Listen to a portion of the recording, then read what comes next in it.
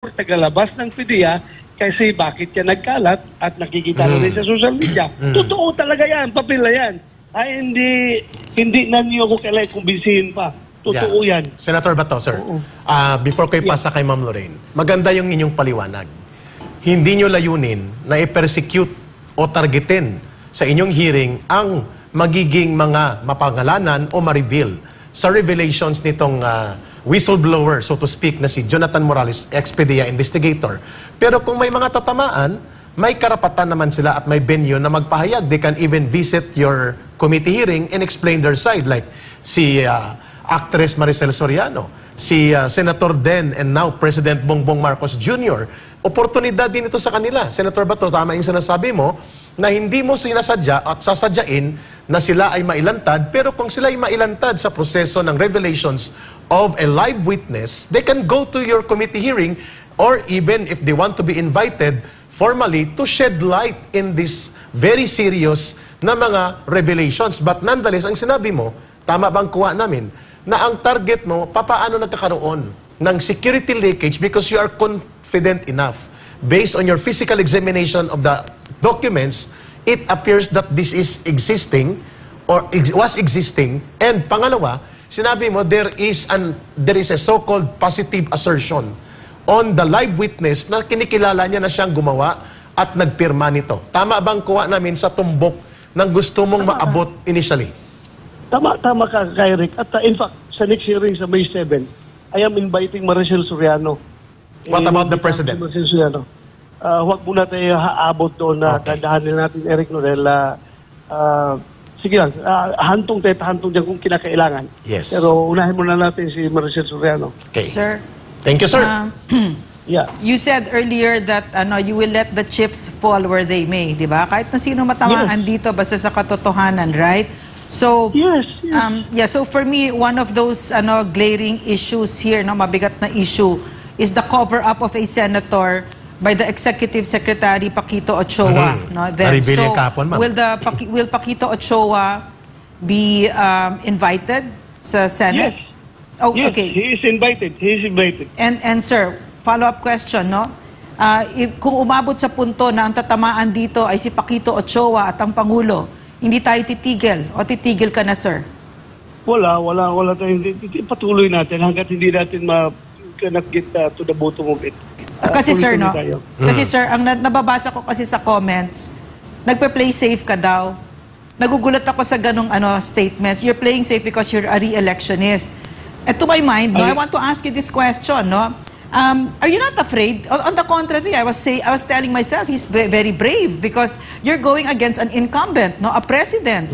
Diba? You're in that hearing yesterday, his name was mentioned, several times. Something that never happened for a very long time because he's a privileged privileged upbringing. Everybody covered up for him. Kaya siya naging governor, kaya siya naging senator, congressman hanggang naging president. People covered up for him even though they knew he was so unfit to be president.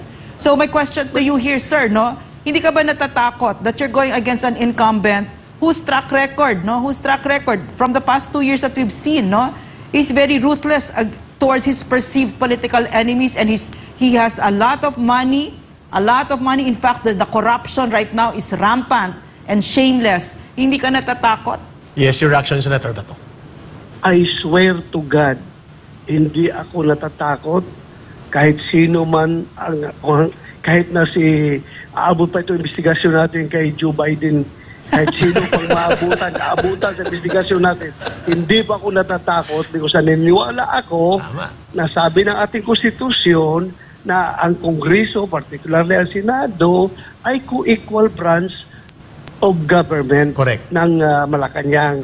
Nobody can dictate us, nobody can intimidate us. Pareho lang po kami, co-equal branch of government.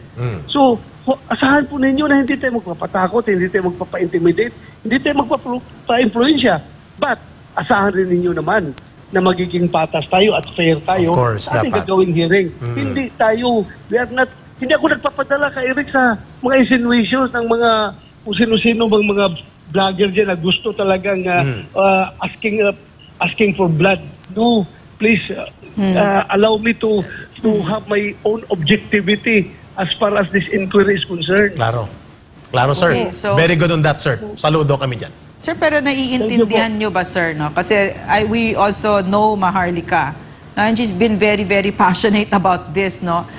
Kasi ako, pag tinanong ako niyan, binayaran ka ba ni Lisa? Masasaktan ako talaga, no? Kasi ang meron na lang ako yung dangal ko, di ba? Tama. So, naiintindihan ko, ganun yung nararamdaman mo noon, di ba? So, my question to you, sir, is you said gagawin mo yung trabaho mo. Kasi ang nangyari dito, no, yung nakakahina, nakakalungkot sa Pilipinas na nakita ngayon, marami sa atin, nakita natin, lahat pala pera-pera lang. Binabayaran lang, wala nang dagal, wala nang prinsipyo, babaliktad. So, sir, yung tinanong ni Lisa Araneta ni Maharlika, pwede mo bang bigyan ng sagot na, because of course yesterday you were very emotional, but now that you have cooled off a little bit, could you please respond to it properly? Yeah, go ahead, sir. Lorraine, ako po nalulungkot talaga. Lorraine, your husband is a PMA. Yes. I am a PMA. Yung aming integrity na nakalagay sa aming puso't damdamin, ay hindi po namin yan, wala po katumbas na pera yan, Lorraine. Ano nangyari? Hindi ko po ibibinta. Yes. Hindi ko po ibibinta aking dangal para sa pera. At masakit po sa akin na sabihan ako na nabili na ako ni Lisa Marcos. Lisa Araneta Marcos. Never ko ako mabili. Magtanong ka in my 36 years of police service, lahat na nakasama ko, lahat na nakikilala sa akin sa pagiging police ko, kung kaya ba akong bilihin. Pakisabi lang sa kanila kung kaya ba akong bilihin. Lalo na ngayon na senador na ako. Magpapabili pa ako. Yes, sir. Ano na lang dangal ko kung kaya akong bilhin. Klaro. Diba? Sir. Kaya nasaktan ako. Talaga nag-react ako na that's a very irresponsible statement. Ayaw kong palampasin, Eric, dahil yes, sir. Damay-damay niyan Pag sabing nabili ka, ibig sabihin, damay ng institusyon ng Senado, damay ng aking alma mater ng PMA na wala pala akong integrity kasi Tama. ang dami kong mga senior officers dyan nagmumonitor sa akin at galit na galit pag nakita nila na ako ay wala ng integrity. Kaya never po ako, pati ang pamilya ko, madadamay na dito pag integrity na ang pag-uusapan. Agree, sir. So, kaya ako nag-react na hindi talaga ako nagpapabili. Never ako mabili at never ako ma-intimidate. Yes, sir. Magandang explanation po yun. One last. And, sige, ma'am, before one last ko lang, just to follow up finish it off lang, sir. So, in other words, the surest road to failure is when you try to please everyone. It's impossible. Yes, sir. No, I cannot please everyone. I cannot please everyone because there are always two sides of the coin. If the truth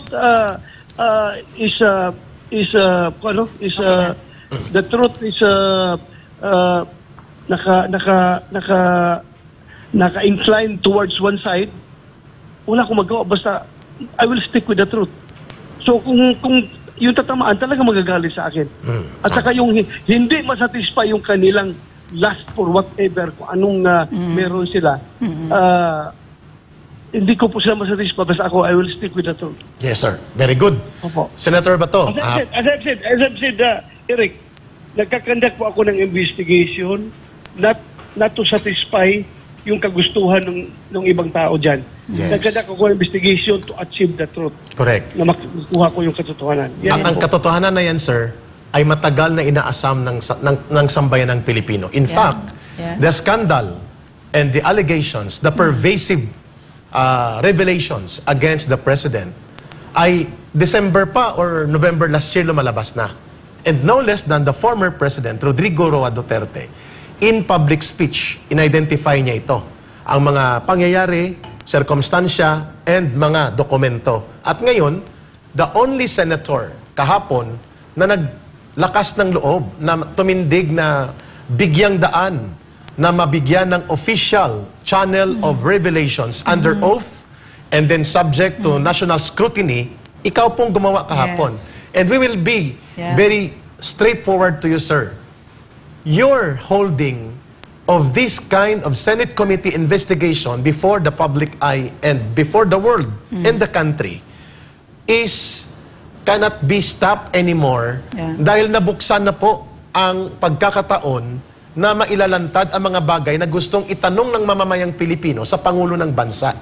Ngayon, sir, ang katanungan ngayon, definitely, hindi mo mapipigilan po, sir, at alam kong hindi mo yon gagawin, kapag along the course of revelation of Morales and among other witnesses that may be called upon to do ang revelation sa Senate Committee mo, ang accountability and question of integrity to the office of the President will be an inevitable consequence in the course of the investigation. Are you ready to stand up for that? Although the impeachment complaint, should there be one, will emanate exclusively from the lower house, but on the Senate side, you are opening up the people's awareness on a very sensitive matter that has been hounding the President in the office of the President. How do you react to that, sir, na mangyayari yan? As I've said, Eric, I'm willing to stake my career, yung aking political career, yung aking honor, yung aking buhay, for the sake of truth. Wow. Yun lang sa akin. I don't care kung ano mangyari sa akin. Sabihin nyo, hindi ako manalo sa re-election dahil hindi ko kinakampihan yung mga gustong may mga agenda para dito sa investigasyon.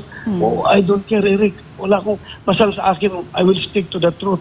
Kung lalabas, ano mang kalabasan ng investigasyon na ito, I will stick with it. I'm willing to sacrifice everything para lang sa katotohanan, Eric. And Very commendable. I cannot be intimidated. I cannot be discouraged. I cannot be bribed by anybody. I swear to God. I swear to my family. I swear to my alma mater, the Philippine Military Academy.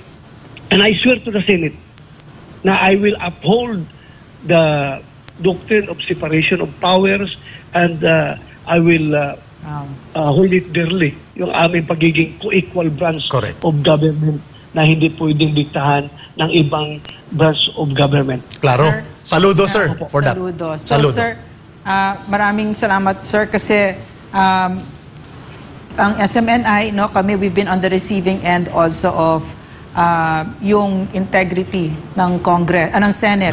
Hindi ng lower house, on the contrary, no. At napakita talaga yung independence. And right now, so many of our institutions are failing us, are failing the people. In fact, in mainstream media right now, wala man lang balita nung hearing na yon. Yes. There's no news about it. So mass media is very silent about it because the Marcos administration has really silenced press freedom, wala na. So yesterday during the that's my opinion and I'm entitled to it. Yeah, and we support that. We support that. Yeah, so sir. Lauren, taruhin ko lang ha. I say integrity. I'm referring to my alma mater, Philippine Military Academy. Because yan talaga nag-instill sa amin ng values of integrity. Bitaw. I can vouch for that. Agree. Hindi sa Senado yan, ha? Hindi sa Senado. Yes, ang nire-refer ko sa Senado ay yung pagiging independent namin at being a co-equal branch of government. Yes, sir. Kaya panindigan ko talaga yan at isusugal ko ang buhay ko para dyan. Yes, sir. So, sir, kahapon, yes, ma'am. You kept on saying, I heard, no, paulit-ulit mo sinabi, seryoso ito, para sa bayan natin ito, no, para sa mga anak natin ito. No, so, could you expound on that, sir? Yes, sir. Kasi I just really want the Filipino people to understand what you were doing. Kasi mahirap yung ginawa mo kahapon, and yet nagulat ako sa Batikos, no? Kasi we were very grateful na nabigyan ng shining moment ang katotohanan dito na ordinarily at this time, dark chapter in our country's history, Lisa Araneta Marcos, Martin Romualdez, and Bongbong Marcos would have silenced the truth. But the truth came out, and you made that possible. So, just expound on that, sir. What did you mean when you kept on saying, seryoso ito, para sa bansa ito, para sa mga anak natin ito? Nakikinig ang mamamayan, sir, sa ganyang pag-emphasize mo ng punto na yan. Number one, national security, national interest natin ay na-jeopardize dyan sa unauthorized disclosure of public documents. Number one. Ang subject doon sa ugat nitong lahat ng dalawang papeles na ito ay patungkol sa drugs. Patungkol sa drugs. And the drugs will bring down a country. Correct. Sigurado ako dyan. Talagang sisirain tayo dyan. Kaya yan pong ibig ko sabihin. At kung ina-accuse nila ako na bias, well, I have to tell you, nakita ba ninyong ini-interrupt ko si nagsasalita? Si Morales. Both sides. Both sides. Both sides. Hindi lang si Morales. Hindi lang si Morales, pati Pedia. Lasso. Ini-interrupt ko ba? Hinihinto ko ba sila? Let them say what they want to. In fact, hinahamon ko pa ka sila before we end the hearing nga, sino may gusto pagsabihin yan? Magsalita kayo. Ganun po ako, I don't want to suppress the truth. Kaya tayo nag-hearing because we are willing to hear Tama. all of them. Pakinggan natin, both sides, lahat sila. Wala po akong, kung halimbawa, meron akong pinagtatakpan, meron akong pinag-iingatan na ayaw kong masira yung reputasyon ng kung sino man, anong presidente man, o sino bang didepensahan ko. Pagdating doon sa mga punto na going towards the presidente yung topic, dapat hinihinto ko yun as I have the power as the chairman. Tama mo na, you are out of order. Yan, hindi yan germane dito sa pinag-usapan natin. Iba yung topic natin. But I am open, pre-willing ako. Magsalita kayo dyan kung anong gusto nyo sabihin. Wala po akong pinipigilan. So Yes, sana sir. maintindihan na ating mga kababayan. Klaro. Maintindihan na ating mga kababayan na please naman, let us set the record straight na itong ginagawa ko is investigation in aid of legislation. Yes. Hindi ito investigation in aid of persecution. Sir. Wala po. Opo. Thank you. Before yung last final question, sir, thank you for holding on the line. Ang isang tanong ko, babalik din kay Ma'am Lorraine. Maiwan ko muna si Jo Morales. Yung Yes. pagkakaroon ng alitagtag, Yeah. so-called Yes. tumbling report na bumabalintong may mula sa 2 toneladang nahuli sa